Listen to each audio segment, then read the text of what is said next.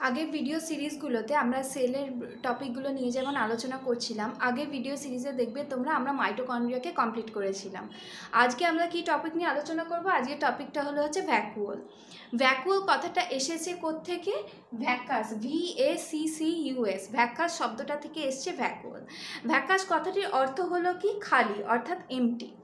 Vacuole দেখবে animal সেলের ক্ষেত্রে ভ্যাকুয়াল প্রেজেন্ট থাকে, তাদের সাইজটা খুবই ছোট থাকে কিন্তু তাদের নাম্বারটা অনেক বেশি থাকে।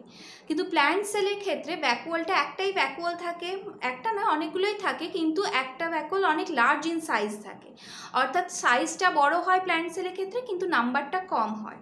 ভ্যাকুয়াল ব্যাকটেরিয়া বা মাইকোপ্লাজমা এইসবের ক্ষেত্রে কিন্তু অ্যাবসেন্ট থাকে। ভ্যাকুয়ালের যে মেমব্রেনটা থাকে সেটাকে আমরা কি বলি? সেই মেমব্রেনটাকে বলা হয় টোনোপ্লাস্ট। অনেক সময় এক্সাম্পলে কোশ্চেন আসে যে টোনোপ্লাস্ট কি? ভ্যাকুয়ালে প্লাজমা মেমব্রেনকে বলা হয়